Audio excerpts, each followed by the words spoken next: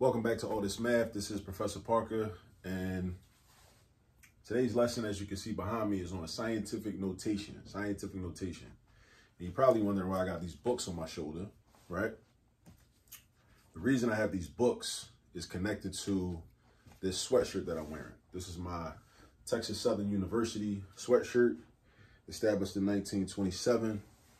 Texas Southern is a historically black college located in Texas. I'm not sure what city it's in. I should know that. I want to say Dallas, but it might not be in Dallas. I need to look that up. Or you can look that up, right? But I'm going to look it up regardless. But Jacob Carruthers, who was one of the founding members of ASCAC, which stands for the Association for the Study of Classical African Civilizations, he earned a master's degree in government from Texas Southern in 1958. Before going on to be a professor at Prairie View A&M for 4 years. And then also, subsequent to that, earning a PhD in political science from the University of Colorado. And after which, he then taught at Kansas State, all right? And I think he then later migrated to Chicago and worked with the Northeastern Illinois University in the Center for Inner City Studies, I believe. But these are some of the books that Jacob Carruthers was responsible for. And also a little bit about ASCAC. So he was one of the founding members, along with Asa Hilliard, along with Dr. John Henrik Clark, along with Dr. Ben, Joseph Ben Yakinen, along with, who else was a founding member? I believe Malana Karanga was a founding member. I believe, Queen Nzinga Nadabishi Haru was a founding member, I believe. Those are the only founding members I could think of. There might have been some more, but forgive me if I left anybody out. It's not intentional.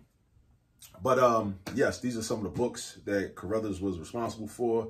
You have Kemet and the African Worldview. That's one of them. Kemet and the African Worldview. Then we have Essays in Ancient Egyptian Studies. Essays in Ancient Egyptian Studies, right? This was a short essay, right? So this wasn't even like a whole book for real, but this was a short, very concise, very serious essay called Science and Oppression. Science and Oppression, addressing how Western society utilizes science to oppress.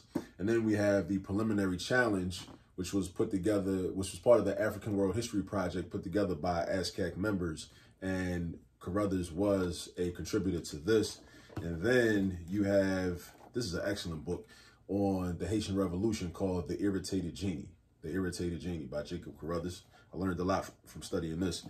And then you have Medu Neter, Divine Speech. Medu Neter, Divine Speech by Carruthers. And last but not least, this book really helped me out a lot, helped me understand a lot of things. Intellectual Warfare. Intellectual Warfare by Jacob Carruthers. So I recommend all of these books be in your library, or at least you have some familiarity with them, all right? And this is a connection to Texas Southern University because, as I said, Carruthers earned his master's degree in government before going on to earn a PhD from Texas Southern University, all right? So shout out to Texas Southern University. All right, now, let's talk about scientific notation. Now, this type of problem is one of the scientific notation examples you're going to see that is given to you to see if you really understand the concept, all right? Because some people, some students will see a problem like this and they'll think, well, what I got to do is, it already looked like it's in scientific notation because I see the multiplication sign and I see the 10 and I see the exponent. That's meant to confuse you. You got to be on point at all times. You got to remember that in scientific notation, the first number, which I call the factor, in this case 27, the factor, must be between 1 and 10, meaning it must be at least 1. So it can't be less than 1. It can't be less than 1, but it cannot be greater than 10. It can be at least 1, but it must be less than 10. That's the rule for scientific notation. Scientific notation is just a way of writing numbers, right? It's an agreed upon way of writing numbers. That's why it's called a notation, a certain way to write numbers. And based upon the rules of that, the first number or your factor must be at least 1, but it cannot be greater than 10. 27 is clearly greater than 10. So don't fall for the okey doke and think, oh, well, it's already in scientific notation, just because you see the multiplication sign and the 10 and the exponent. When you see a problem like this, you got a couple options. That's one of the reasons I like math, because math gives us options. And when we have options, we can practice using power. Because one of the aspects of having power and utilizing power is being able to exercise options, right? So power means you have options, and power also means you know how to exercise options. So math really can teach us how to be responsible handlers of power. That's something that Dr. John Henry Clark said, another founding member of ASCAP. He said that the purpose of education is to develop responsible handlers of power.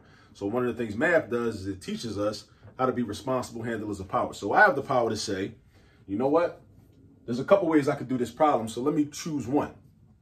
One way to do this problem is to completely convert this into standard notation, right? No multiplication sign, no 10, no exponent, right? Just do the multiplication. So it will look like this, right? Ask yourself, what is 10 to the third power? What number is that equal to? Well, 10 to the third power is the same thing as a multiplication sentence where 10 shows up this many times. Where 10 shows up this many times, 3 times. So we got 10 times 10 times 10. So what is that? If you don't have it memorized, do the math. 10 times 10 is 100. Then 100 times 10 is 1,000. So that means 10 to the third power is 1,000. And I highly recommend that you just memorize that. 10 to the third power is 1,000. So we could say 27 times 1,000. And then you say, okay, well, what's 27 times 1,000? Well, since we're multiplying by a number that ends in all zeros, right? Imagine these zeros are not there. And we're just doing 27 times 1. 27 times 1 is 27. And then you take those zeros and reattach them to the 27, leaving you with 27,000. So this is equivalent to this.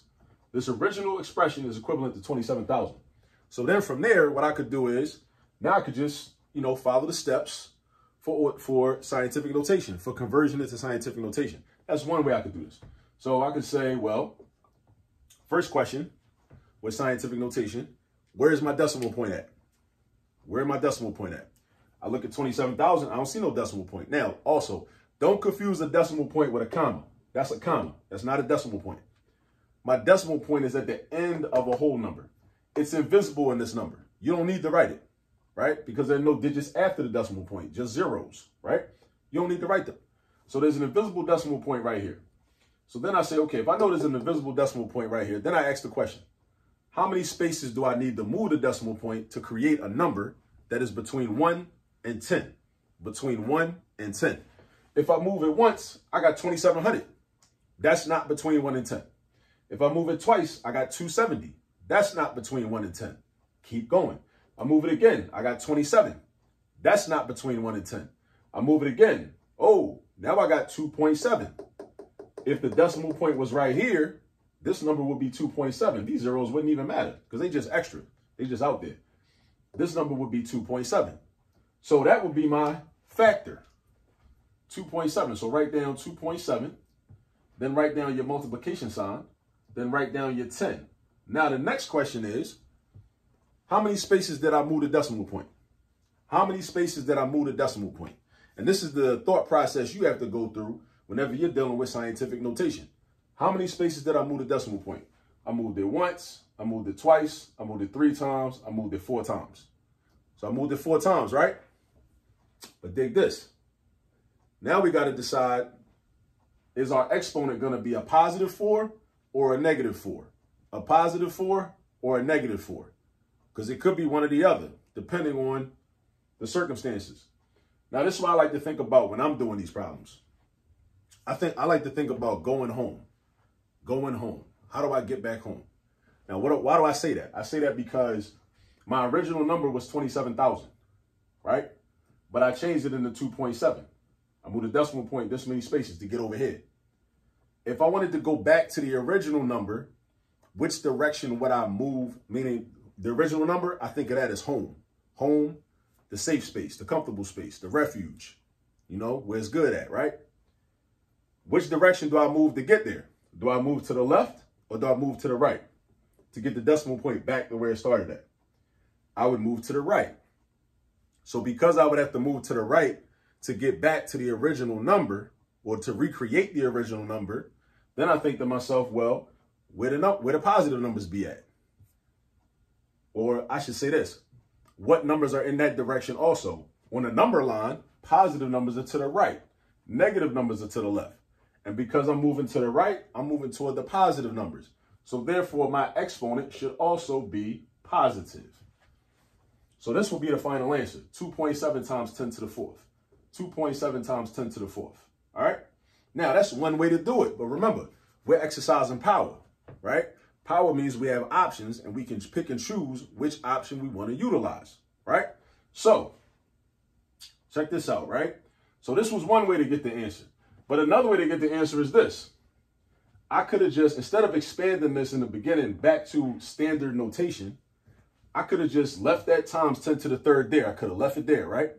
And I could have just took 27 and converted that to scientific notation. I could have just converted the 27 to scientific notation and then combined my tens. This is what I mean. 27 is going to be 2.7 because look, invisible decimal point after the 7. It's not written there because it don't need to be written there. But math is a language. So in the language of math, you need to understand that there's an invisible decimal point right here. You just got to understand it, just like in a lot of languages. Some stuff we don't got to say, but we communicate it, but you understand it from how it's written, right? I moved the decimal point one space to the left to create 2.7, right? Now, to get back home, I would have to move to the right. To get back home, I'd have to move to the right.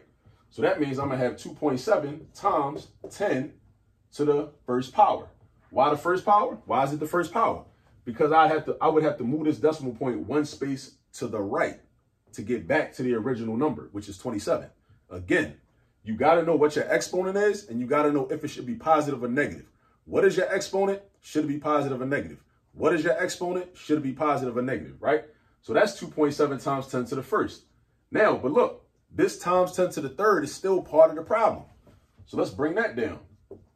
Times 10 to the third. So now to do this, now think about multiplying expressions that got exponents in them.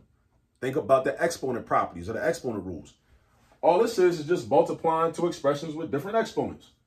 So what happens, just like if this was x to the first times x to the third, you would just add the exponents. So here you do the same thing, even though they're tens. So leave the 2.7 alone, right? And then you got times 10 to the 1 plus 3 power. That's one of the exponent rules. So you got to know the exponent rules in order to get down with this. You got to bring that to the table. You got to know the exponent rules already, right? You got to know that when you got the same base and you're multiplying these terms together, you can write the base one time, and then just add the exponents. Because altogether, you got this many tens. I got 1 10, and then I got 3 tens. Altogether, that's going to give me 4 tens. So that's another way to get 2.7 times 10 to the fourth power.